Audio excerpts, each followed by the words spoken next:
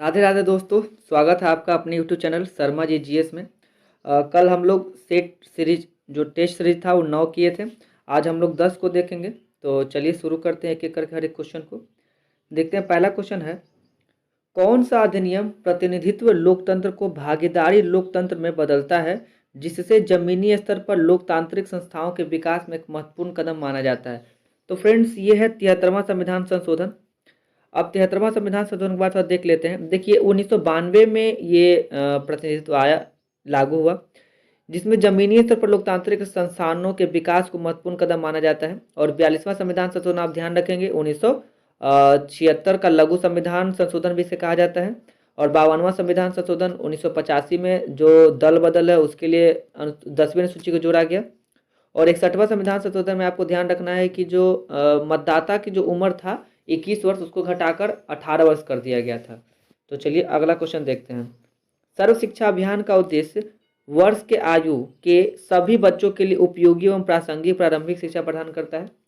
तो देखिए ये 6 से 14 वर्ष तक के आयु के बच्चों के लिए था। 6 से 14 वर्ष की आयु तक के बच्चों के लिए था। देखिए भारत सरकार ने 2001 में सर्व शिक्षा अभियान को लागू किया था, 2001 में।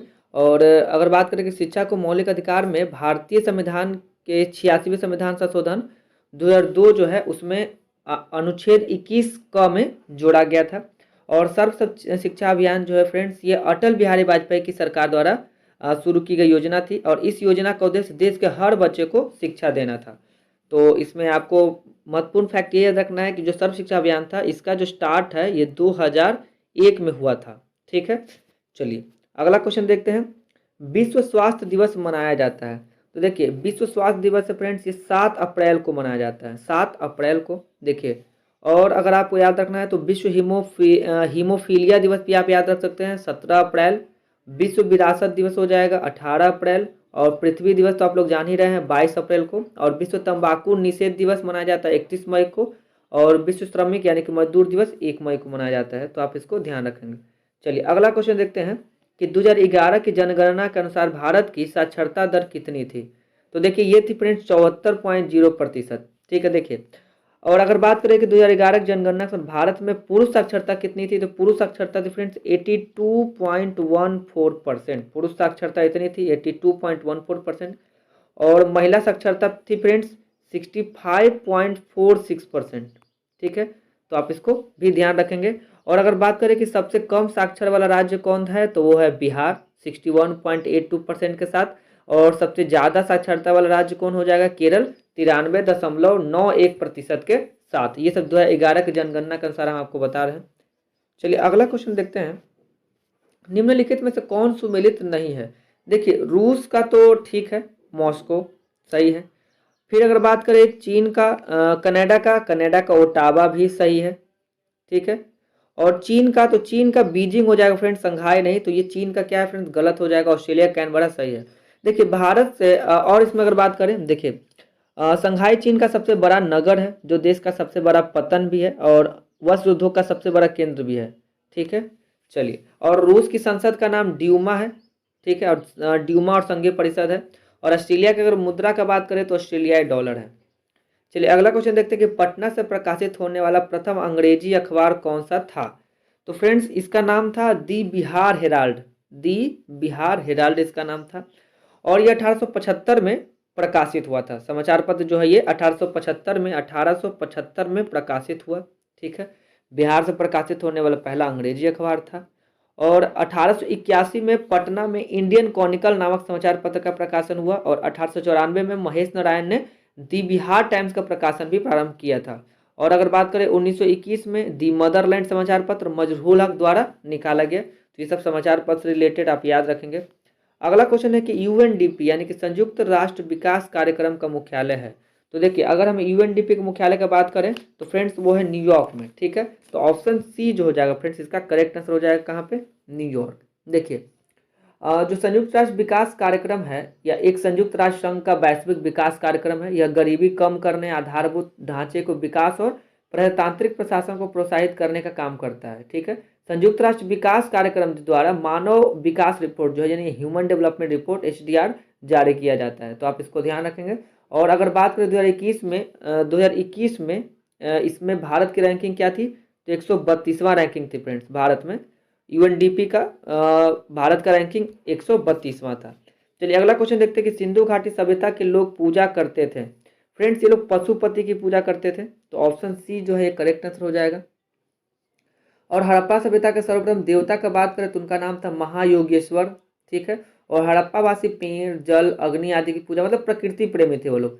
लोथर और कालीबंगा से अग्नि वेदिका मिली है, आप इसको ध्यान रखेंगे। और कालीबंगा में अग्नि वेदिका में बलि प्रथा का भी प्रमाण मिला है। चलिए अगला क्वेश्चन हम लोग देखते हैं। 9 नंबर क्वेश्चन है, बिग बैंग सिद्धांत निम्नलिखित में से किसकी व्याख्या करता है। देखिए ये व्याख्या करता है फ्रेंड्स ब्रह्मांड का उद्भव का, कि ब्रह्मांड का उद्भव हुआ कैसे, ठीक है। तो बिग बैंग सिद्धांत का अगर बात करें, स्पष्टीकरण जो है ना, ये बेल्जियम के खगोलविद थे और पादरी जॉर्ज लेमेटर, ठीक ना, जॉर्ज लेमेटर ने दिया, ठीक है। इस सिद्धांत के अनुसार अरबों वर्ष पूर्व ब्रह्मांड जो है घनीभूत अवस्था में था और एक बिंदु में के रूप में था, और विस्फोटक के अति सघन पिंडू जो है ना छिन्न छिन्न होकर क्या हो गए, एक दूसरे से टूट गए, और प्रोटॉन और लेप्टोवाक गुआन अंतरिक्ष से दूर दूर तक छिटक गए, और उसी से आकाशगंगा में बनी, जो अभी तक गतिशील करती ही रही है, ठीक है। चलिए अगला क्वेश्चन कि भारत की खोज पुस्तक किसने लिखी है, तो फ्रेंड्स ये लिखे हैं जवाहरलाल नेहरू जी ने, ठीक है। और अगर बात करें कि रीडिस्कवरी ऑफ इंडिया किसका लेखक कौन है, तो ये मेघनाथ देसाई। और ब्रूस विद लाइफ ये इनके लेखक है सतीश गुजराल। और न्यू वर्ल्ड के लेखक है अमित चौधरी। इग्नाइटेड माइंड्स के हैं अब्दुल कलाम। और उसके बाद अगर बात करें स्ट्रेट फ्रॉम द हार्ट, तो ये कपिल देव ने लिखा है। चलिए अगला क्वेश्चन हम लोग देखते हैं, निम्नलिखित में से किसको सम्राट अशोक ने बौद्ध धर्म के प्रचार के लिए श्रीलंका भेजा था। तो फ्रेंड्स ये भेजा था महेंद्र और सीता संघमित्रा को। महेंद्र उनके बेटे का नाम था और संघमित्रा उनकी बेटी थी, जिनको प्रचार करने के लिए अशोक ने श्रीलंका भेजा था। और अगर बात करें कि जो तृतीय बौद्ध संगीति है, इसका आयोजन पाटलिपुत्र में हुआ, और अशोक ने तृतीय बौद्ध संगीति में बौद्ध धर्म का प्रचार विदेशों तक प्रारंभ किया था। और अशोक ने तृतीय बौद्ध संगीति का आयोजन संघ में मतभेद को दूर करने के लिए किया था, कि जो भी मतभेद है उसको दूर किया जा सके। और अगर बात करें कि इसकी अध्यक्षता तो मोगलीपुत्र तिस्य ने की थी। चलिए 12 नंबर क्वेश्चन देखते हैं, बिहार राज्य में कितने मंडल हैं। देखिए फ्रेंड बिहार राज्य में 9 मंडल है, ये काफी कॉमन सा क्वेश्चन है, बार बार पूछा जाता है। तो देखिए भोजपुर प्रमंडल का गठन प्रस्तावित है, एक और भोजपुर प्रमंडल का अभी गठन प्रस्तावित है। और बिहार में टोटल अभी 38 जिले हैं, और सबसे नए जिले की बात करें तो वो अरवल जिला है। अब बिहार में 101 अनुमंडल है, ठीक है फ्रेंड्स, 101 अनुमंडल है। और बिहार में 534 प्रखंड है, और बिहार में एक महानगर है, और आप जानते होंगे वो पटना है। दिसंबर 2000 में कैबिनेट की बैठक में बिहार सरकार ने रोहतास, पश्चिम चंपारण, पूर्वी चंपारण, समस्तीपुर और मधुबनी को नगर परिषद को अपग्रेडेशन का कर नगर निगम बनाने का मंजूरी दे दी है। इस प्रकार अब बिहार में नगर निगम की संख्या पता है फ्रेंड्स कितनी हो गई, 17। ये आपको ध्यान रखना है कि बिहार में अब नगर निगम की संख्या कितनी हो गई है, तो 17 हो गई है। चलिए अगला क्वेश्चन देखते हैं, निम्नलिखित में से कौन सा संविधान का अनुच्छेद पंचायत की अवधि को परिभाषित करता है। तो ये करता है फ्रेंड्स अनुच्छेद 243, ठीक है ना। अनुच्छेद 243 जो है ये पंचायत की अवधि को माफ कीजिएगा फ्रेंड्स परिभाषित करता है। अनुच्छेद अगर बात करें 243 तो इसमें पंचायतों का जो कार्यकाल है 5 वर्षों का होता है, और इसका विघटन 5 वर्ष से पहले भी किया जा सकता है, ठीक है। यदि तस्मय प्रवृत्ति किसी विधि के अधीन ऐसा बंद हो तो पंचायतों के विघटन की स्थिति में पंचायत का निर्वाचन 6 माह के अंदर करना आवश्यक होता है। चलिए अब हम लोग 14 नंबर का क्वेश्चन देखेंगे।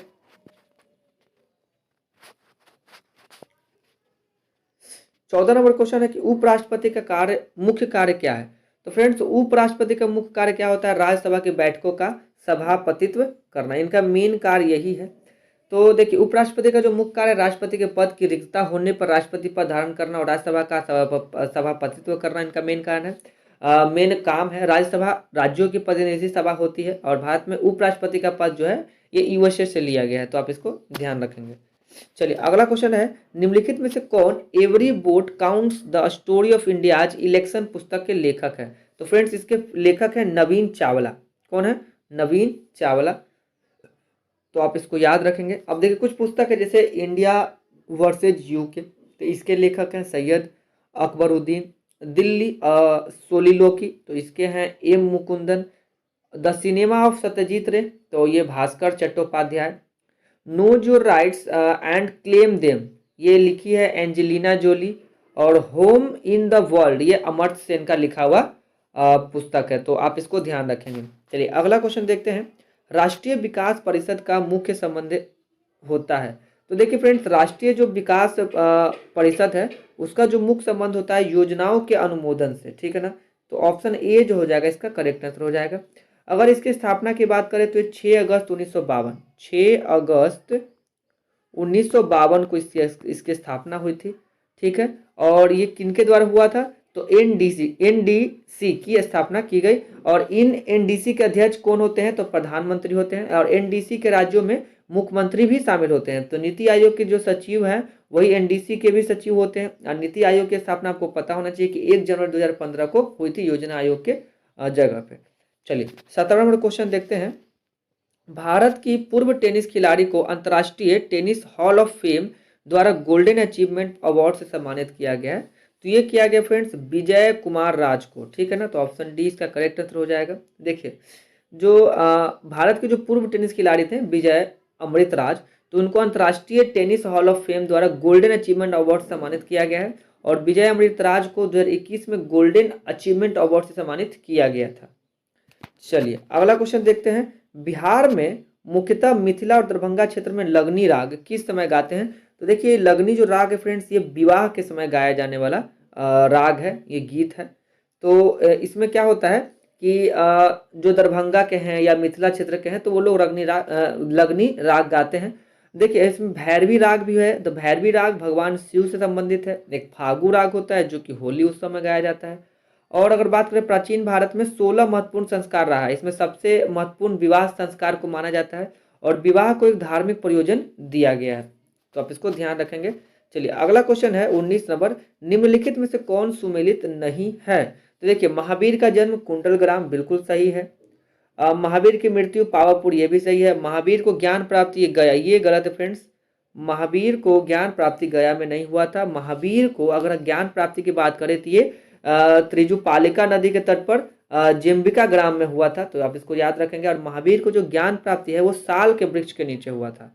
और आपको ये भी याद रखना है कि ये 24वें और अंतिम तीर्थंकर थे। और जैन धर्म के प्रथम तीर्थंकर कौन थे, तो ऋषभ देव थे। और इसमें जैन धर्म के त्रिरत्न है सम्यक ज्ञान, सम्यक दर्शन और सम्यक चरित्र। और बौद्ध धर्म के त्रिरत्न क्या है, बुद्ध धम्म संघ। तो आप ये भी ध्यान रखेंगे। चलिए अगला क्वेश्चन है। किस सातवाहन नरेश ने गाथा सप्तशती नामक महत्वपूर्ण कृति की रचना की थी। तो ये किया था फ्रेंड्स हाल ने। देखिए हाल जो थे सातवाहन नरेश थे, ठीक है।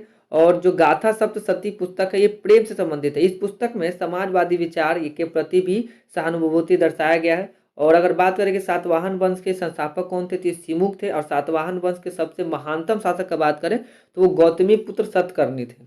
और अगर देखें तो वशिष्ठी जो पुत्र हैं पुलवामी को शक शासक रुद्रदामन ने पराजित किया, लेकिन रुद्रदामन ने अपनी पुत्री से विवाह कर मित्रवत संबंध बनाए, ठीक है।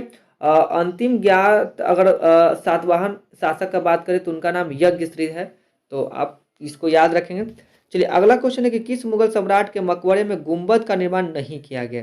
तो फ्रेंड्स ये अकबर का जो मकबरा है उसमें गुंबद का निर्माण नहीं किया गया है। और अकबर का मकबरा कहाँ स्थित है, ये सिकंदरा में अवस्थित है, ठीक है। और अगर बात करें देखिए बाबर और जो बहादुर शाह जफर है उनका मकबरा भारत में नहीं है। बाबर का मकबरा काबुल में है और बहादुर शाह जफर जो थे द्वितीय जो थे उनका मकबरा रंगून में है। और उनकी मृत्यु भी रंगून में ही हुई थी। 1857 के बाद उनको रंगून भेज दिया गया था। अकबर ने फतेहपुर सिकरी को राजधानी बनाकर वहाँ अनेक भवन का निर्माण करवाया। और देखिए पंचमहल और बुलंद दरवाजा अगर बात करें तो ये फतेहपुर सिकरी में ही अवस्थित है।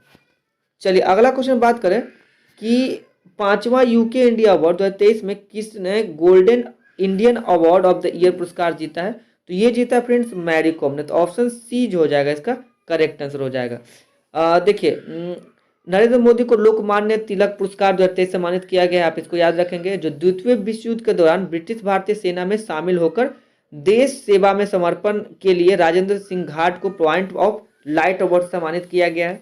चलिए अगला क्वेश्चन हम लोग देखते हैं कि जब सिंध का विलय हुआ उस समय भारत का गवर्नर जनरल कौन था। जब देखिए जब सिंध का विलय होता है तो उसमें भारत का गवर्नर जनरल कौन था फ्रेंड्स, वो था लॉर्ड एलन बरो। लॉर्ड एलन बरो वो भारत का उसमें गवर्नर था। तो आप इसको ध्यान रखेंगे। और देखिए इसमें आपको ये याद रखना है कि जो 1843 में मियोनी का जो युद्ध हुआ था उसमें चार्ल्स नेपोलियन ने नेपियर ने सिंध के अमीरों को पराजित कर सिंध पर अधिकार कर लिया था और अंग्रेजों के सिंध विजय को अफगानिस्तान युद्ध से जोड़कर देखा जाता है फ्रेंड्स। और चार्ल्स नेपियर जो था वो पंजाब पर विजय प्राप्त किया था। और लॉर्ड एन बड़ो का बात करें तो लॉर्ड ऑकलैंड के बाद भारत का गवर्नर जनरल बनकर आया था और इसका कार्यकाल जो था 1842 से लेकर 1844 के आसपास का था। चलिए अगला क्वेश्चन देखते हैं, अलीगढ़ आंदोलन का चरित्र कैसा था। तो देखिए फ्रेंड्स, इसका जो चरित्र था, ब्रिटिश समर्थक, ये लोग ब्रिटिश को समर्थन देते थे, कांग्रेस विरोधी थे और हिंदू विरोधी थे। तो इसके अकॉर्डिंग ना ऑप्शन जो बी है वो सही हो जाएगा।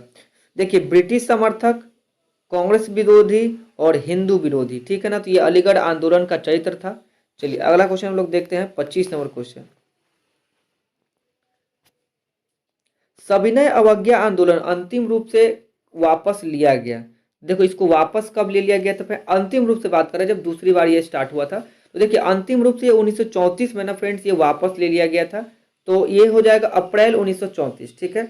तो ऑप्शन जो डी है इसका करेक्ट आंसर हो जाएगा, अप्रैल 1934 में इसको वापस ले लिया गया था। और देखिए जो अगर ये सविनय अवज्ञा आंदोलन थे, 2 चरण रहे इसका। पहला चरण जो था वो 6 अप्रैल 1930 से लेकर 5 मार्च 1931 तक था और दूसरा जो चरण था वो गोलमेज सम्मेलन से गांधी जी के वापस लौटने पर शुरू हुआ। और द्वितीय गोलमेज जैसे 3 जनवरी 1932 से 1934 तक ये चला था, जो द्वितीय गोलमेज सम्मेलन था। और अगर बात करें सविनय अवज्ञा आंदोलन के दौरान हरिजन उत्थान का कार्यक्रम भी चलाया गया था। तो आप इस सबको याद रखेंगे। अगला क्वेश्चन कि भारतीय संविधान को किस भाग में राष्ट्रपति के चुनाव से संबंधित नियमों का वर्णन किया गया है। तो फ्रेंड देखिए भाग 5 है जिसमें राष्ट्रपति के चुनाव से संबंधित सारे अनुच्छेद उसमें दिए हैं। चलिए अगला क्वेश्चन देखते हैं कि संविधान के उपबंधों के तहत किस प्रकार के भारतीय नागरिक की नागरिकता समाप्त हो जाती है। देखिए त्यागने पर भी समाप्त हो जाएगी, पर्यावसान पर भी समाप्त हो जाएगी, वंचित किए जाने पर भी, यानी कि इसका जो ऑप्शन है वो ऑप्शन डी हो जाएगा, उपर्युक्त सभी, ठीक है ना। इन सभी कारणों से आपकी जो सदस्यता है, भारत की नागरिकता है, वो समाप्त हो सकती है। देखिए अगर बात करके भारत संविधान का जो अनुच्छेद है 5 से 11 उसमें नागरिकता से संबंधित है और भाग है वो जो 2 है। और देखिए भारत में 2 प्रकार की होती है नागरिकता, 2 प्रकार की होती है। देखिए भारत में तो नागरिकता एक ही प्रकार की एकल नागरिकता, लेकिन अगर बात करें नागरिकता 2 प्रकार की हो सकती है, एक एकल एक दोहरी, लेकिन भारत में एकल नागरिकता है। और अगर यूएसए की बात करें तो यूएसए में आपको दोहरी नागरिकता देखने को मिल जाएगी, ठीक है। अगर बात करें भारत ने जो एकल नागरिकता किस देश से लिया था, तो ये ब्रिटेन के संविधान से संबंधित है। चलिए अगला क्वेश्चन देखते हैं, अनुच्छेद 25 से 28 के अंतर्गत प्रदत्त धार्मिक अधिकारों पर राज्य किन आधारों पर प्रतिबंध लगा सकता है। देखिए पहली बात तो वो लोक व्यवस्था के आधार पर लगा सकता है, सदाचार पर लगा सकता है, स्वास्थ्य के लिए लेके लगा सकता है, जैसे कोरोना काल में आप देखे होंगे मंदिर वगैरह सब बंद था। तो उपयुक्त सभी कारण जो है जिससे राज्य जो है इन आधारों पर 25 से 28 तक जितने अनुच्छेद है उस पर प्रतिबंध लगा सकता है। चलिए और अगर हम बात करें अनुच्छेद 25 का, तो ये मतलब आपको किसी भी धर्म के अंतर्गत आने का स्वतंत्रता देता है। और 26 जो है अधीन धर्म के लिए प्राप्त आय पर आपको कर नहीं लिया जाएगा, कर कोई टैक्स नहीं लिया जाएगा। चलिए अगला क्वेश्चन देखते हैं, 29 नंबर क्वेश्चन है, राष्ट्रीय पद पर कार्यवाहक राष्ट्रपति के अलावा सबसे कम अवधि तक पद रहने वाले कौन व्यक्ति थे। इसमें बोला गया था कि जो कार्यवाहक राष्ट्रपति हैं उनको छोड़ के, तो वैसे में थे डॉक्टर जाकिर हुसैन, ठीक है। तो डॉक्टर जाकिर हुसैन सबसे कम समय तक रहने वाले राष्ट्रपति पद पर थे। अब भारत के राष्ट्रपति जो डॉक्टर जाकिर हुसैन थे ये काफ़ी महान शिक्षाविद व्यक्ति थे। जाकिर हुसैन क्रम में तीसरे राष्ट्रपति थे और उनके बाद आए थे बीबी गिरी जो चौथे नंबर पे थे। भारत के राष्ट्रपति को संविधान के अनुच्छेद 53 द्वारा कार्यपालिका शक्ति का औपचारिक प्रधान बनाया गया है और अनुच्छेद 56 के अनुसार एक बार राष्ट्रपति चुने जाने के बाद 5 वर्षों के लिए कार्यकाल होता है इनका, ठीक है। और महाभियोग लगा के इनको पहले भी हटाया जा सकता है। चलिए अगला क्वेश्चन है कि निम्नलिखित में से कौन एक सुमेलित नहीं है। तो देखिए पहला है इसमें कोयना जल विद्युत परियोजना सही है, कलपक्कम परमाणु शक्ति योजना ये भी सही है, कोलकाता भूतापीय परियोजना ये गलत है फ्रेंड्स, ठीक है ना। तो ऑप्शन जो सी है ये गलत हो जाएगा। चलिए अगला क्वेश्चन हम लोग देखते हैं, 31 नंबर क्वेश्चन है, थोड़ा 31 नंबर क्वेश्चन है, हाल ही में किसके द्वारा प्रमुख पुस्तक Modi shaping a global order in flux लिखा गया है। तो फ्रेंड्स ये लिखा गया एस जयशंकर द्वारा, ठीक है ना। तो ऑप्शन ए जो है इसका करेक्ट आंसर हो जाएगा। एस जयशंकर देखिए भारत में वर्तमान विदेश मंत्री हैं, ठीक है। Made in India 75 years of business and enterprises पुस्तक अमिताभ कांत द्वारा लिखा गया, और गांधी एंड द चंपारण सत्याग्रह जो है ये सिलेक्ट रीडिंग पुस्तक है, ये सुरंजन दास द्वारा लिखा गया है। चलिए अगला क्वेश्चन है कि सप्रूस, फर तथा पाइन के वृक्ष मुख्यतः किस प्रकार के वनों में पाए जाते हैं। तो अगर बात करें इनका, तो फ्रेंड्स ये जो है टैगा टैगा वन में पाए जाते हैं, तो ऑप्शन डी जो है इसका करेक्ट आंसर हो जाएगा। देखिए पर्णपाती वन जो होता है ये उष्णकटिबंधीय का वन है। शंकुधारी वन ये शीतोष्ण प्रदेश का वन है। शीतोष्ण प्रदेश के वन के जो पत्ते होते हैं नोकीदार होते हैं, तो आप इसको याद रखेंगे। अगर मरुस्थलीय प्रदेश के जो वन है उसमें नागफनी, बबूल, बेर, खैर आदि इसमें आते हैं।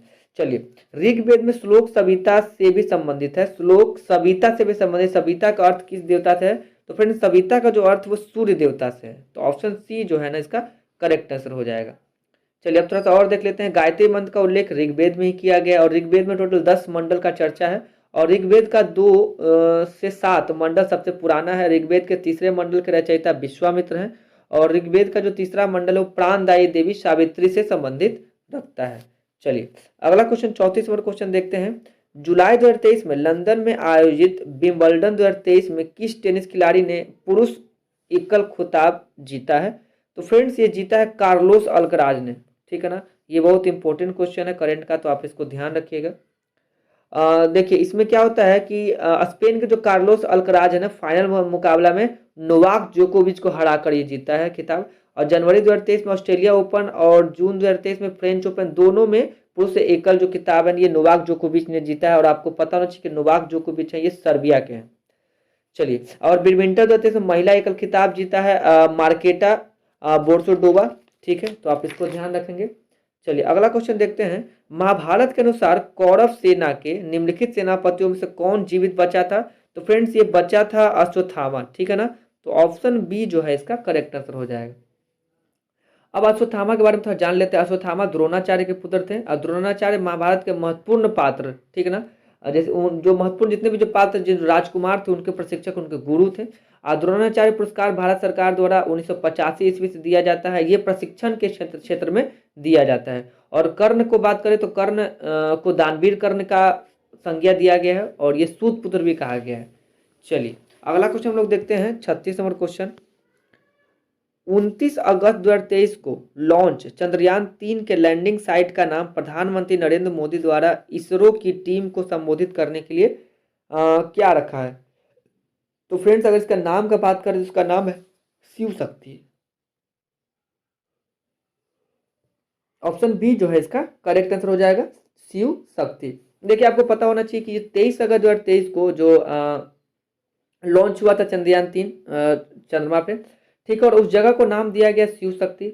और अगर बात करें तो 22 जुलाई 2019 को लॉन्च हुआ था चंद्रयान 2, ठीक है, और उस जगह का जो नाम है ना तिरंगा रखा गया था। हालांकि सफलतापूर्वक सॉफ्ट लैंडिंग नहीं होने कारण यह अभियान पूरा सफल नहीं माना गया। और 22 अक्टूबर 2008 को जो लॉन्च हुआ था चंद्रयान 1, तो उस लैंडिंग जो साइट है उसका नाम रखा गया था जवाहर पॉइंट। तो आप ध्यान रखेंगे जो चंद्रयान 1 था उसका जो लैंडिंग साइट उसका नाम था जवाहर पॉइंट। चंद्रयान 2 का जो लैंडिंग साइट था उसका नाम रखा गया था तिरंगा, और जो चंद्रयान 3 है उसका जो लैंडिंग साइट उसका नाम रखा गया है शिव शक्ति। तो आप तीनों याद रखेंगे और डेट भी याद रखेंगे। चलिए अगला हम लोग देखते हैं 37 नंबर क्वेश्चन। 37 नंबर क्वेश्चन है, लाला लाजपत राय किसके विरुद्ध प्रदर्शन कर रहे थे जब वे पुलिस की बर्बरता के शिकार हुए। फ्रेंड देखिए वो साइमन कमीशन के ना वो विरोध कर रहे थे, और ये काफ़ी रिपीटेड क्वेश्चन है, ये बार बार क्वेश्चन आपके एग्जाम्स में देखने को मिल जाता है, तो इसको ध्यान से याद कर लीजिए। लाला लाजपत राय को डंडा से पीटने वाला पुलिस अधिकारी स्कॉट था, ठीक है, और जिससे उनकी क्या हो जाती है मृत्यु हो जाती है कुछ समय के बाद। भगत सिंह और उनके साथी ने पुलिस सैंडर्स की हत्या कर दी थी। सैंडर्स की हत्या के आरोप में भगत सिंह, राजगुरु और सुखदेव को 23 मार्च 1931 को फांसी की सजा दी गई थी। साइमन कमीशन के विरोध के कारण उसमें एक भी भारतीय न होना था, ठीक है, तो आप इसको याद रखेंगे। अब देखिए बाउल लोक नृत्य के साथ कौन सा भारतीय प्रदेश संबंधित है। तो फ्रेंड्स ये बाउल जो नृत्य है ये किया जाता है पश्चिम बंगाल में, ठीक है ना, तो ये पश्चिम बंगाल का लोक नृत्य है, तो आप इसको ध्यान रखेंगे। और अगर बात करें रंगोली नृत्य कहाँ का है, तो ये महाराष्ट्र का है। साथिया नृत्य ये आपका गुजरात का हो जाएगा। राउफ, हिकात, मंजदारा, दमाली ये सब जम्मू कश्मीर की है। मेहंदी राजस्थान की है। गोदना और आरिपन ये सब बिहार की कला है। और भांगड़ा तो पंजाब का लोक नृत्य है जो पुरुष द्वारा किया जाता है। चलिए अगला क्वेश्चन हम लोग देखते हैं। 39 नंबर क्वेश्चन, प्रजा समाजवादी पार्टी का संस्थापक कौन था? तो देखिए फ्रेंड्स, ये थे जयप्रकाश नारायण। तो ऑप्शन ए जो है करेक्ट आंसर हो जाएगा। ठीक है, तो जयप्रकाश नारायण को लोकनायक की उपाधि दी गई है, आप ये भी ध्यान रखेंगे। और इनका जो 9 नवंबर 1942 को हजारीबाग जेल से भागकर नेपाल के जंगल में आजाद दांस्ता की स्थापना किया थी इन्होंने, इसको याद रखेंगे। और 1979 में क्या हो जाती है फ्रेंड्स, इनकी मृत्यु हो गई थी, तो आप इनको ध्यान रखेंगे। और एम एन रॉय को भारत में कम्युनिस्ट पार्टी के संस्थापक के रूप में भी जाना जाता है। चलिए अगला क्वेश्चन देखते हैं कि पश्चिमी घाट का सबसे ऊंची चोटी कौन सी है? तो फ्रेंड्स ये है कुद्रेमुख। जो कुद्रेमुख है ये पश्चिमी घाट की सबसे ऊंची चोटी है। ठीक है, और पश्चिमी घाट को सह्याद्री के नाम से भी जाना जाता है। चलिए अगला क्वेश्चन हम लोग देखते हैं। इसमें 41 नंबर क्वेश्चन, शांति निकेतन की स्थापना की थी? फ्रेंड्स शांति निकेतन की स्थापना रविंद्रनाथ टैगोर ने की थी, तो आप इनको ध्यान रखेंगे। और शांति निकेतन विश्वविद्यालय की स्थापना भी रविंद्रनाथ टैगोर ने की थी। और देवेंद्रनाथ ठाकुर ने ब्रह्म समाज का आज्ञा पत्र लिखा था। राजा राम मोहन राय के बाद देवेंद्रनाथ ठाकुर जो थे ब्रह्म समाज का नेतृत्व किए। देवेंद्रनाथ ठाकुर ने तत्बोधनी सभा की स्थापना 1839 ईस्वी में किया था। ठीक है, इस नाम से पत्रिका भी निकाली। और 20 अगस्त 1828 को कलकत्ता में राजा राम मोहन ने ब्रह्म समाज की स्थापना की थी 1828 में। ठीक है ना, तो आप इसको ध्यान रखेंगे। चलिए अगला क्वेश्चन देखते हैं कि भारत के कितने राज्य कहीं भी समुद्र को नहीं छूते हैं? देखिए अगर समुद्र को नहीं छूने की बात करें तो भारत के जो 19 राज्य की जो सीमा है समुद्र को नहीं छूती है। ठीक है ना, 19 ऐसे राज्य हैं जो समुद्र की सीमा को नहीं छूती है। अब देखिए भारत का अगर जलीय सीमा का बात करें तो वो 7 देशों से जुड़ता है। अब भारत के जल एवं स्थल सीमा तीनों देशों से मिलती है। तो भारत के 9 राज्य की जो तट रेखा है वो सागर से जुड़ती है। ठीक है, भारतीय उपमहाद्वीप में सामान्यतः भारत, पाकिस्तान, नेपाल, भूटान, बांग्लादेश, श्रीलंका और मालदीव आता है। और भारत के गुजरात राज्य की जो तट रेखा है फ्रेंड्स सबसे लंबी है 1214 किलोमीटर के आसपास। तो आप इसको याद रखेंगे। भारत के नियंत्रक और महालेखा परीक्षक की नियुक्ति कौन करता है? तो ये करते फ्रेंड्स भारत के राष्ट्रपति। ये सब अधिकार भारत के राष्ट्रपति के पास है, तो आप इसको ध्यान रखेंगे। और ये अनुच्छेद कितने से कितने तक है? अनुच्छेद 148 148 से लेके 151 अनुच्छेद तक सीएजी के बारे में चर्चा किया गया है। और अनुच्छेद 148 जो है वो सीएजी के गठन के बारे में बताता है। और 151 जो है वो सीएजी के रिपोर्ट राज्य में क्रमशः राष्ट्रपति राज्यपाल के सदन के पटल पर रखते हैं। ठीक है, तो सीएजी के रिपोर्ट के आधार पर लोक लेखा समिति अपना रिपोर्ट तैयार करती है। चलिए अगला क्वेश्चन हम लोग देखते हैं कि अर्जुन पुरस्कार कब शुरू हुआ? तो फ्रेंड्स अर्जुन पुरस्कार जो है ये 1961 से स्टार्ट होता है। और आपको बता दें कि अर्जुन पुरस्कार जो ये खेल के क्षेत्र में दिया जाता है। एक और पुरस्कार है धन्वंतरी पुरस्कार जो चिकित्सा क्षेत्र में दिया जाता है। द्रोणाचार्य पुरस्कार इससे पहले बताए थे जो प्रशिक्षण के क्षेत्र में दिया जाता है। ग्रैमी पुरस्कार संगीत के क्षेत्र में दिया जाता है। ज्ञानपीठ पुरस्कार साहित्य के क्षेत्र में दिया जाता है। तो आप इस सबको ध्यान रखेंगे। तो इसका आंसर हो जाएगा 1961 ऑप्शन ए। अगला क्वेश्चन है कि 21 जून को किस स्थान पर दिन और रात बराबर होते हैं? तो फ्रेंड्स ये जगह है भूमध्य रेखा। भूमध्य रेखा पर 21 जून को दिन और रात दोनों क्या होते हैं? बराबर होते हैं। तो आप इसको ध्यान रखेंगे। दिन और रात होने का कारण क्या है फ्रेंड्स? पृथ्वी के अपने अक्ष पर घूर्णन करना दिन और रात का होने का कारण है। ऋतु परिवर्तन कारण है फ्रेंड्स। जब हमारी पृथ्वी सूर्य के चारों ओर चक्कर लगाती है जिससे मौसम में बदलाव होता है। चंद्रमा का अध्ययन सेलेनोलॉजी कहा जाता है। और जल की उपस्थिति के कारण पृथ्वी को नीला ग्रह कहा जाता है। चलिए अगला क्वेश्चन देखते हैं कि किस देश के गुप्तचर संगठन का नाम बॉस है? तो फ्रेंड्स ये दक्षिण अफ्रीका है। दक्षिण अफ्रीका का जो गुप्तचर संगठन है उसका नाम बॉस है। और बॉस का पूरा नाम है ब्यूरो ऑफ स्टेट सिक्योरिटी। तो आप इसको ध्यान रखेंगे। भारत की भी कुछ गुप्तचर एजेंसियां जैसे रॉ, आईबी, सीबीआई। इजराइल की गुप्तचर एजेंसी का नाम मोसाद है। और अगर बात करें शाबाक तो ये ईरान की गुप्तचर एजेंसी है। नाइचो जापान की गुप्तचर एजेंसी। अल मुखरात ये इराक की गुप्तचर एजेंसी है। और मुखबरात फ्रेंड्स ये मिस्र की गुप्तचर एजेंसी है। तो आप इसको ध्यान रखेंगे। अगला क्वेश्चन है कि विश्व की सर्वाधिक प्राचीन पहाड़ी। तो ये फ्रेंड्स अरावली पहाड़ी है। और अरावली जो ये सबसे प्राचीन पहाड़ियां हैं। अरावली पहाड़ी की जो पहाड़ियां हैं वो केवल अवशिष्ट पर्वत है। और ये शिवालिका की पहाड़ियां हैं वो बलित पर्वत है। हिमालय सबसे नया मोरदार नवीन पर्वत का उदाहरण है। सतपुरा की पहाड़ी मध्य प्रदेश में स्थित है। और अरावली की पहाड़ी की सर्वोच्च चोटी है उसका नाम है गुरु शिखर। तो आप इसको ध्यान रखेंगे, गुरु शिखर। ठीक है फ्रेंड्स, गुरु शिखर। ठीक है। और अगर बात करें तो अरावली के पश्चिम ओर से माही और लूनी नदी एवं पूर्व की ओर बनास नदी निकलती है। चलिए अगला क्वेश्चन है कि कजाकिस्तान की राजधानी क्या है। तो कजाकिस्तान की राजधानी फ्रेंड्स अस्ताना। और अब आपको बता दें कि अब इसकी राजधानी हो गई है नूर सुल्तान। ठीक है फ्रेंड्स, नूर सुल्तान इसकी नई राजधानी है। तो आप इसका नाम याद रखेंगे, अस्ताना नहीं है, अब नूर सुल्तान हो गई है कजाकिस्तान की राजधानी। तो अब देखिए पहले बात करें कि 1991 में ये अपनी आज़ादी से पहले जो था ये सोवियत संघ का हिस्सा हुआ करता था 1991 में। और जो कजाकिस्तान है इसकी मुद्रा का नाम था है टेगने, टेगने नाम है। और दुनिया में सबसे बड़ा यूरेनियम उत्पादक देश भी कजाकिस्तान ही है। और क्षेत्रफल की दृष्टि से विश्व का सबसे बड़ा लैंडलॉक देश है कजाकिस्तान। और उत्तर पश्चिम में रूस और उत्तर पूर्व में चीन तथा पूर्व दक्षिण में किर्गिस्तान, उज्बेकिस्तान, अरब सागर और तुर्कमेनिस्तान से ये घिरा हुआ है। आप इसको याद रखेंगे।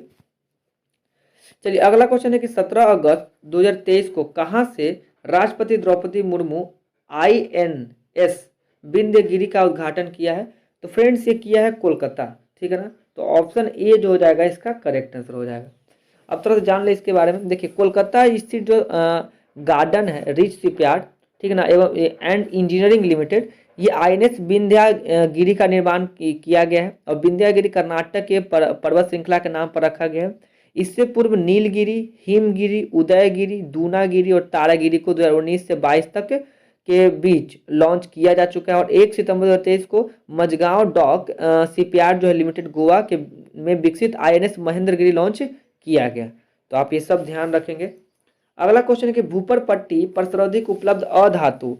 तो अधातु का बात किए तो फ्रेंड्स ये सिलिकॉन हो जाएगा, ऑप्शन बी जो है इसका करेक्ट आंसर हो जाएगा। और पृथ्वी एकमात्र ग्रह है जिस पर जीवन है। और सूर्य के बाद पृथ्वी के सबसे निकट का जो तारा है उसका नाम है प्रॉक्सिमा सेंचुरी, जो अल्फा सेंचुरी का एक समूह का तारा है, इस भी आप ध्यान रखेंगे। और आकार और बनावट से पृथ्वी शुक्र के समान ही दिखती है। और अगर बात करें कि सिलिकॉन का प्रयुक्त ये IC एवं सोलर ऊर्जा में इसका यूज होता है, तो इसका काफी व्यापक यूज है। चलिए अगला क्वेश्चन, निम्नलिखित में से कौन सा सूत्र सुपर सल्फेट उर्वरक का है।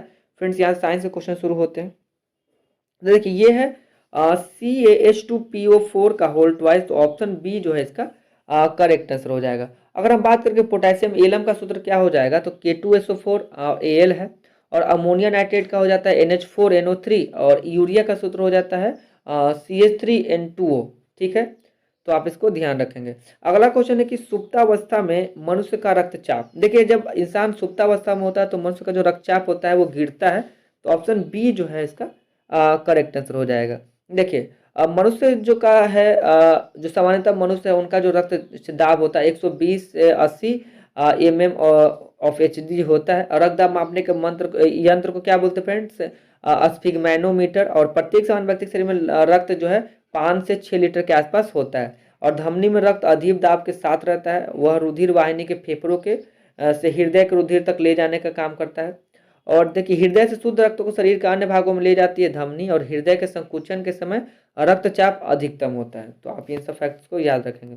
चलिए अगला क्वेश्चन देखते हैं। 53 नंबर क्वेश्चन है, मांसपेशियों में मुख्यतः कौन सी प्रोटीन पाई जाती है। तो फ्रेंड्स इसका नाम है मायोसिन। ठीक है ना, मायोसिन जो है ये मांसपेशियों में पाया जाने वाला प्रोटीन है। अब देखिए मायोसिन प्रोटीन को ना मांसंगलता में ताजगी प्रदान करता है। और मांसपेशियां शरीर को सुडौल सुंदरता प्रदान करती है तथा बाह्य वातावरण से क्या करती है, बचाती है। और बात करें शरीर में मांसपेशियों की संख्या तो 639 है। 639 मांसपेशी होता है इंसान के शरीर में। ठीक है ना, 639। और इसमें 400 पेशीय रेखित होते हैं।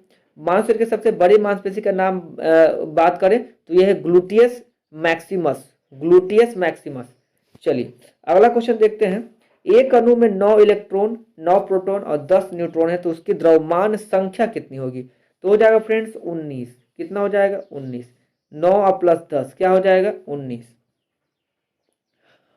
चलिए अब देखो थोड़ा सी और बात कर लें। अब जो परमाणु में जो प्रोटॉन होते हैं इलेक्ट्रॉन की संख्या समान एवं आवेश विपरीत होते हैं जिसके कारण उदासीन होता है। अब प्रोटीन की खोज की बात करें प्रोटॉन का तो रदरफोर्ड ने किया था, नाच न्यूट्रॉन का चैडविक ने किया था और ईथ इलेक्ट्रॉन का थॉमसन ने किया था। और अगर बात करें पॉजिट्रॉन का तो ये एंडरसन ने किया था। तो ये सब आप ध्यान रखेंगे। अगला क्वेश्चन है कि अगस्त 2023 में 15वां ब्रिक्स सम्मेलन का आयोजन किस शहर में किया गया?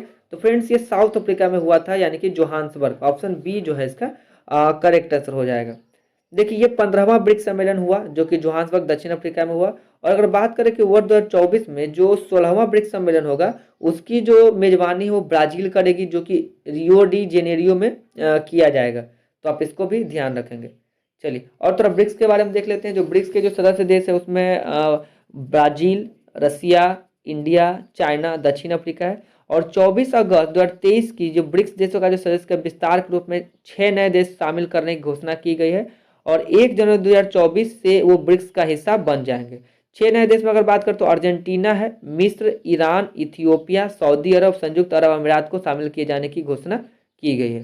तो आप इसको ध्यान रखेंगे। और ये कब से इसके सदस्य बन जाएंगे? तो ये बन जाएंगे 1 जनवरी 2024 से इसके नए सदस्य बन जाएंगे। चलिए अब हम देखते हैं 56 नंबर क्वेश्चन। एक तत्व के समस्थानिकों में, देखिए एक तत्व के जो समस्थानिक होते हैं उसमें न्यूट्रॉनों की संख्या भिन्न भिन्न होती है। तो ऑप्शन जो ए हो जाएगा इसका करेक्ट आंसर हो जाएगा। चलिए अगला क्वेश्चन है 57 नंबर क्वेश्चन। निम्नलिखित में से कौन सा पदार्थ केवल एक तत्व से निर्मित होता है? देखिए यानी कि शुद्ध पदार्थ की बात कर रहा है। तो हीरा, हीरा जो है वो केवल एक ही तत्व के से निर्मित पदार्थ है। ऑप्शन डी जो है इसका करेक्ट आंसर हो जाएगा, जो कि है हीरा। अब देखिए हीरा जो है ये कार्बन का अपरूप है और कार्बन के मुख्यतः 3 अपरूप है, ग्रेफाइट, हीरा और फ्लोरीन। और हीरा की संरचना कैसी होती है फ्रेंड? तो चतुष्फल की होती है। और हीरा अत्यधिक कठोर होता है और काला हीरा शीशा काटने में यूज किया जाता है। काले हीरो को कार्बोरेंडम यानी कि SiC के कहते हैं। अब हीरा पूर्ण आंतरिक परावर्तन के कारण चमकता है और हीरा के अपवर्तनांक का बात करें तो 2.42 इसका अपवर्तनांक होता है हीरा का। और ग्रेफाइट जो होता है षष्ठफलकीय संरचना होती है, ठीक है ना। और जो फ्लोरीन होती है इसकी संरचना एक फुटबॉल की तरह होती है।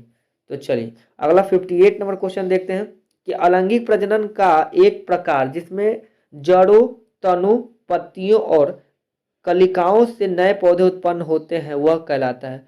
फ्रेंड्स उसको वानस्पतिक प्रजनन कहते हैं। तो ऑप्शन ए जो हो जाएगा इसका करेक्ट आंसर हो जाएगा। चलिए अगला क्वेश्चन नंबर देखते हैं 59 नंबर क्वेश्चन है कास्टिक सोडा का रासायनिक नाम है। तो देखिए कास्टिक सोडा का रासायनिक नाम होता है फ्रेंड्स हाइड्रोक्साइड, सोडियम हाइड्रोक्साइड, यानी कि ए हो जाएगा option sodium hydroxide NaOH। NaOH इसका सूत्र होता है सोडियम हाइड्रोक्साइड। और अगर बात करें सोडियम बाइकार्बोनेट या बेकिंग सोडा का तो हो जाएगा सोडियम बाइकार्बोनेट NaHCO3। और अग्निशामक के अंदर बेकरी उद्योग और प्रतिकारक के रूप में इसका उपयोग किया जाता है। सोडियम नाइट्रेट होता है NaNO3 जिसका हम लोग यूज ना प्रतिकारक के रूप में करते हैं। और द्रव हाइड्रोजन होता है उसका प्रयोग रॉकेट ईंधन में किया जाता है। और सोडियम का उपयोग जो है वो सोडियम पेरोक्साइड बनाने में करते हैं। चलिए और सोडियम को आप आराम से चाकू से काट सकते हैं। चलिए अगला क्वेश्चन है तापमापी में पारा क्यों प्रयोग किया जाता है?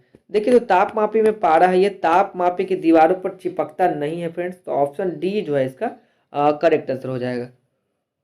देखिए सीने बार पारा का अयस्क होता है और सीने बार का सूत्र का बात करें तो ये होता है HGS, ये सीने बार का सूत्र होता है। और पारा पारदर्शक और उच्च तापमापी होता है। तो इसलिए हम लोग इसको तापमापी में यूज करते हैं और ये दीवारों पर चिपकता भी नहीं है। देखिए अगर बात करें कि इसके परमाणु संख्या, इसके परमाणु संख्या 80 होता है और द्रव्यमान होता है फ्रेंड 200। और ये 12वें वर्ग का तत्व है। ये एकमात्र द्रव धातु है। तो आप इसको ध्यान रखेंगे, ये एकमात्र द्रव धातु, ठीक है।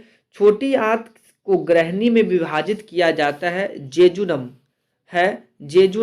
डुडेनम और, ठीक है ना, और क्या नाम है फ्रेंड्स?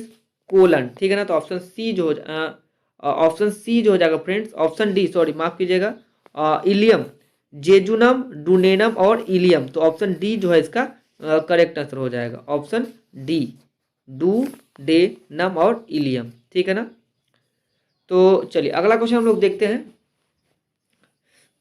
टी मापक यानी कि टी स्केल पर निम्नलिखित में से किसका मापन किया जाता है? तो इस पे हम लोग चक्रवातों की दिशा का मापन करते हैं। तो ऑप्शन सी जो है फ्रेंड्स इसका करेक्ट आंसर हो जाएगा। देखिए और भूकंप को मापने के लिए हम लोग रिक्टर पैमाने का यूज करते हैं। बैरोग्राफ जो है वो वायुदाब मापने के लिए यूज किया जाता है। ज्वालामुखी के कारण जो मुख पर गड्ढा बनता है उसे क्रेटर कहते हैं। क्रेटर में जब जल भर जाता है तो उसे क्रेटर झील कहते हैं। ज्वालामुखी उद्गम स्थान को उजागर कहते हैं। ये सब आप ध्यान रखिएगा। चलिए अगला क्वेश्चन है कार्नेलाइट निम्नलिखित में से किसका अयस्क है? तो देखिए ये अयस्क है, तो ये अयस्क है फ्रेंड्स मैग्नीशियम का। जो कार्नेलाइट है ये मैग्नीशियम का अयस्क है। तो कार्नेलाइट और जो प्लीच ब्लैंड है यूरेनियम का अयस्क है, और क्रोमियम का अयस्क है क्रोमाइट, निकेल का अयस्क है मिलेराइट, कोबाल्ट का अयस्क है समेलेटाइट, और लेड का अयस्क क्या हो जाएगा फ्रेंड्स? गैलेना। तो आप इसको ध्यान रखेंगे। अगला क्वेश्चन है कि आतिशबाजी में जो हरा रंग है, ये हरा रंग बेरियम के उपस्थिति के कारण होता है फ्रेंड्स। और आपको बता दें कि अभी गवर्नमेंट ने जितने भी जो बेरियम जो जिस पटाखे में यूज होता है सबको बैन लगा कर रखा है। तो ऑप्शन सी इसका करेक्ट आंसर हो जाएगा। और देखिए लाल रंग जो है तो फ्रेंड्स ये स्ट्रोंशियम की वजह से दिखता है, नारंगी कैल्शियम की वजह से, पीला सोडियम की वजह से, हरा बेरियम की वजह से, और चमकीला उजला जो है मैग्नीशियम और एल्यूमिनियम की वजह से, और हरा और दिखने का रीजन क्या है फ्रेंड्स? कॉपर। ठीक है, 65 नंबर क्वेश्चन देखते हैं फ्रेंड्स। क्वेश्चन है डायबिटीज रोग में शरीर का कौन सा अंग सही ढंग से कार्य नहीं करता है? तो फ्रेंड्स ये हो जाएगा इसका ऑप्शन नंबर सी अग्नाशय। देखिए अग्नाशय जो है डायबिटीज रोग में ठीक से कार्य नहीं करता है, और अग्नाशय को शरीर की दूसरी सबसे बड़ी ग्रंथि या मिक्स ग्रंथि कहा जाता है। देखिए अग्नाशय से जो रस निकलता है उसमें 9.8% वाटर होता है, जल होता है। ठीक है ना, और बाकी जो होते हैं फ्रेंड्स वो होता है लवण और एंजाइम्स होते हैं। और अग्नाशय जो रस है, जो पैनक्रिएटिक जूस है, वो क्षारीय होता है, जिसका पीएच मान 7.5 से लेके 8.3 के आसपास तक का होता है। और ये अगर बात करें शरीर में दूसरा सबसे बड़ा ग्लैंड है, और सबसे पहला जो सबसे बड़ा ग्लैंड है वो यकृत है। तो हमारे शरीर का सबसे बड़ी जो ग्लैंड है वो ग्रंथि है फ्रेंड्स, वो यकृत है। चलिए अगला देखते हैं 66 नंबर क्वेश्चन।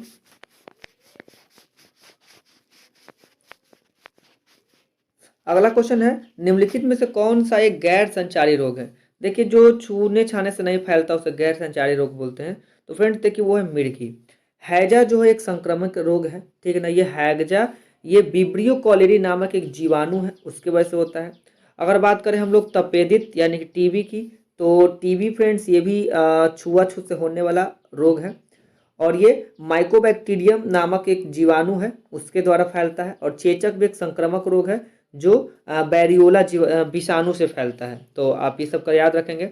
अगला क्वेश्चन है कौन से विटामिन की कमी के फलस्वरूप अतिसार के साथ त्वचा की सूजन तथा छाजन या एक्जिमा होता है? तो देखिए ये फ्रेंड्स होता है निकोटिक अम्ल। ठीक है ना, निकोटिनिटिक अम्ल। ठीक है, देखिए अब कुछ रासायनिक नाम है विटामिन, जैसे B1 को थायमिन, B2 को राइबोफ्लोविन, B3 हो जाएगा niacin, B5 pantothenic, B6 pyridoxine, B7 biotin, B12 cyanocobalamin. ये इस सब को ध्यान रखेंगे, बार क्वेश्चन पूछा जाता है।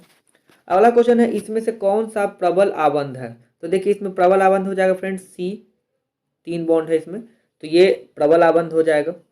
चलिए अगला क्वेश्चन देखते हैं निम्नलिखित अणुओं में किसमें दो सन्निकट कार्बन परमाणु में सबसे अधिक दूरी होती है? तो फ्रेंड देखिए ईथेन हो जाएगा, ऑप्शन जो बी है इसका करेक्ट आंसर हो जाएगा। देखिए ईथेन में दो सन्निकट कार्बन परमाणु होते हैं जो कि सबसे अधिक दूरी पे होती है। और अगर हम बात करें एल्कीन का, तो एल्कीन का रासायनिक सूत्र होता है CnH2n।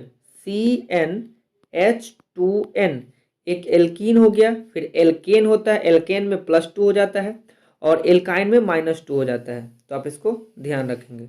चलिए अगला क्वेश्चन है निम्न में कौन सी बीमारियां जीवाणु जनित है, मतलब जीवाणु से होने वाला? देखिए हैजा जीवाणु से होता है, टाइफाइड जीवाणु से, निमोनिया, डिप्थीरिया, लिप्रोसी, ये सब जीवाणु से होने वाले रोग हैं। तो ऑप्शन जो ए है friends, option A correct answer हो जाएगा। देखिए हैजा होता है विब्रियो कॉलेरी नामक जीवाणु से, टाइफाइड होता है साल्मोनेला टाइफी, और अगर हम बात करें निमोनिया तो ये माइकोप्लाज्मा, और डिप्थीरिया होता है कॉनेरी बैक्टीरियम, और लिप्रोसी होता है माइक्रोबैक्टीरियम लैप्री नामक जीवाणु के कारण से। चलिए अगला क्वेश्चन है कि मनुष्य के चर्म के रंग का डिपेंड करता है फ्रेंड्स, ये मेलानिन पे डिपेंड करता है। जो मनुष्य का जो चमड़ा है या स्किन है वो मेलानिन की अधिक मात्रा होने से त्वचा का रंग काला हो जाता है, और कम होने से वो गेहुआ या उजला दिखता है। और प्रोटीन्स का निर्माण अगर बात करें तो पेप्टाइड्स बंद से होता है, और दाल में प्रोलैमिन्स प्रोटीन पाया जाता है, गेहूं तथा चावल में ग्लूमेटिन प्रोटीन पाया जाता है।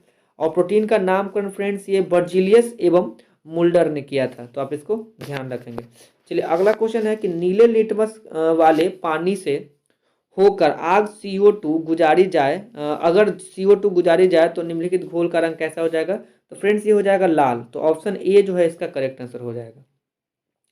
अब देखिए अम्ल स्वाद में खट्टे होते हैं। नाइट्रिक अम्ल का प्रयोग सोना और चांदी के शुद्धिकरण में किया जाता है। और हमारे जो शरीर है उसमें, हमारे बॉडी में HCl हाइड्रोक्लोरिक एसिड होता है जो खाना पचाने में यूज होता है। और कपड़े से जंग के धब्बे हैं ना उनको हटाने के लिए ऑक्जेलिक अम्ल का यूज करते हैं। और ऑक्जेलिक जो अम्ल है आपको सामान्यतः टमाटर में देखने को मिलेगा।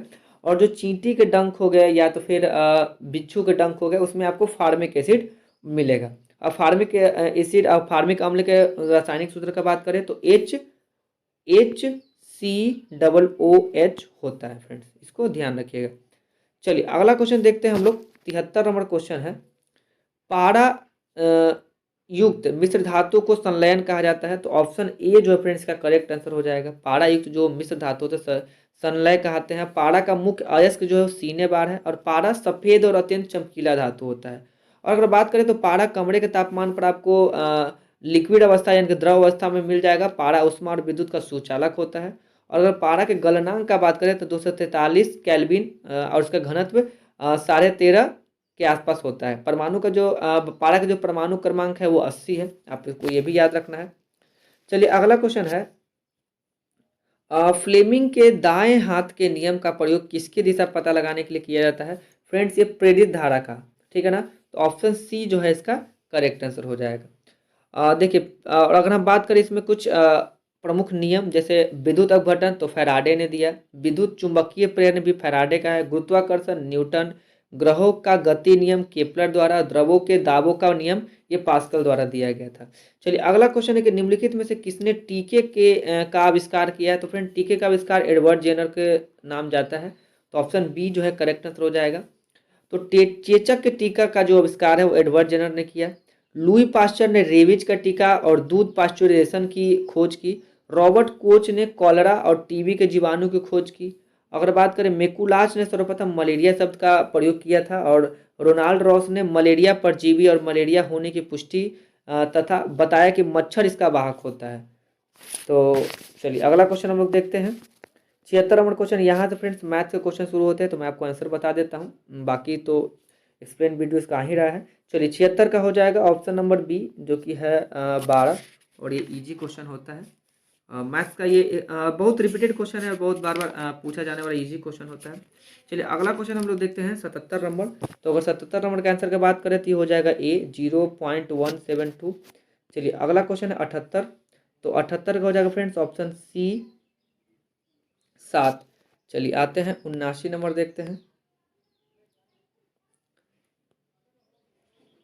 तो 79 का हो जाएगा फ्रेंड्स डी, ठीक है। 80 आइए, 80 का हो जाएगा फ्रेंड्स ऑप्शन सी। 81 का हो जाएगा ऑप्शन ए। अब 82 का हो जाएगा ऑप्शन बी। 83 का हो जाएगा फ्रेंड्स ऑप्शन सी। 84 की बात करें तो हो जाएगा ऑप्शन बी। 85 का ऑप्शन डी। 86 का हो जाएगा फ्रेंड्स ऑप्शन सी। 87 का भी हो जाएगा फ्रेंड्स ऑप्शन नंबर सी। चलिए 88 नंबर देखते हैं। देखिए 88 का हो जाएगा ऑप्शन नंबर सी। 89 का हो जाएगा फ्रेंड्स ऑप्शन नंबर डी। 90 का भी हो जाएगा ऑप्शन नंबर डी, 10% की हानि।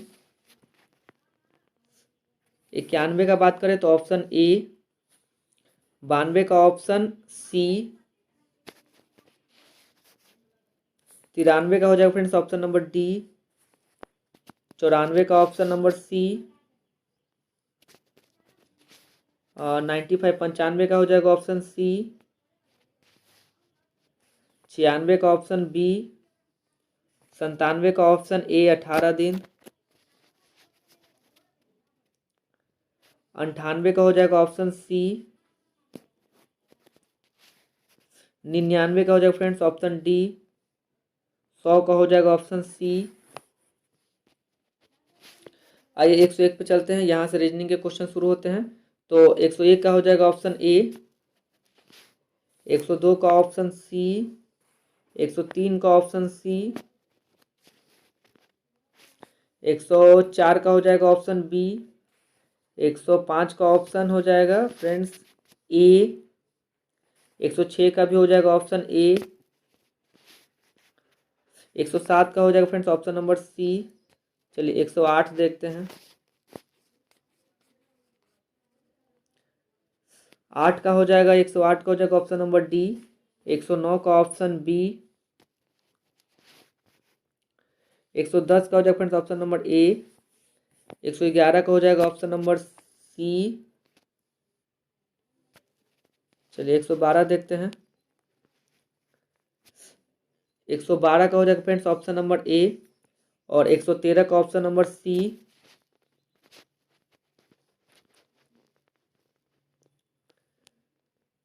114 का देखते हैं। 114 का हो जाएगा ऑप्शन नंबर डी, 115 का ऑप्शन नंबर बी, 116 का ऑप्शन नंबर सी कृष्णा, 117 का हो जाएगा ऑप्शन नंबर बी, 118 का ऑप्शन नंबर डी भाई, 119 का हो जाएगा ऑप्शन नंबर बी दीपा। चलिए 120 नंबर क्वेश्चन देखते हैं। 120 नंबर क्वेश्चन हो जाएगा का आंसर ऑप्शन बी। 121 का हो जाएगा ऑप्शन ए, ऑप्शन ए। चलिए 122 नंबर देखते हैं। 122 का हो जाएगा ऑप्शन नंबर सी, 123 का हो जाएगा ऑप्शन नंबर ए, 124 का हो जाएगा बी, 125 का हो जाएगा सी,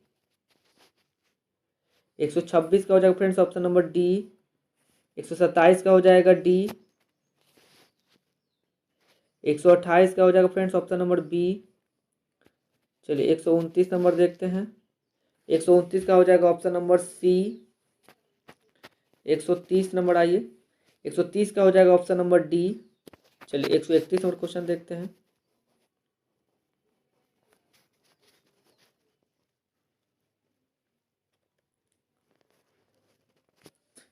131 का हो जाएगा फ्रेंड्स ऑप्शन नंबर ए। 132 का हो जाएगा ऑप्शन नंबर डी, या तो निष्कर्ष एक या निष्कर्ष दो पालन करता है। चलिए 133 का हो जाएगा फ्रेंड्स ऑप्शन नंबर डी।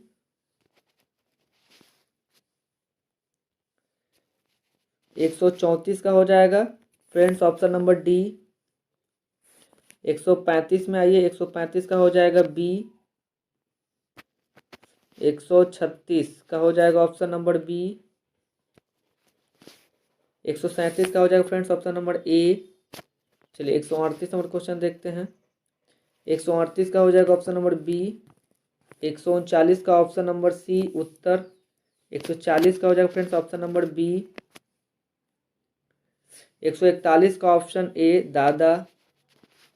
आइए 142 देखते हैं। 142 का हो जाएगा ऑप्शन नंबर डी। 143 का हो जाएगा ऑप्शन नंबर डी। 144 देख लेते हैं फ्रेंड्स। 144 का हो जाएगा आपका ऑप्शन नंबर ए। आइए 145 देखते हैं। 145 का हो जाएगा फ्रेंड्स ऑप्शन नंबर ए।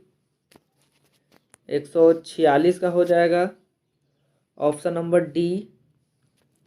147 का आंसर हो जाएगा फ्रेंड्स ऑप्शन नंबर सी दो। 148 देखते हैं। 148 का हो जाएगा फ्रेंड्स ऑप्शन नंबर ए। 149 का हो जाएगा फ्रेंड्स ऑप्शन नंबर बी। 150 का हो जाएगा फ्रेंड्स ऑप्शन नंबर ए। तो फ्रेंड्स टोटल हमने 150 क्वेश्चन को अच्छे से डील किया और आशा करते हैं कि आपको इस समझ में अच्छे से आया होगा जो हम एक्सप्लेन किए हैं इसके जीके जीएस को। बाकी हमारी टीम लगी हुई है, थोड़ा समय लग रहा है फ्रेंड्स, उसके लिए माफ़ी चाहते हैं। और रीजनिंग और मैथ्स का वीडियो जल्द ही आपको मिलना शुरू हो जाएगा। तो ऐसे ही बने रहिए, सपोर्ट करते रहिए। मिलते हैं तब तक में हम लोग सेट नंबर 11 के साथ। तब तक के लिए धन्यवाद।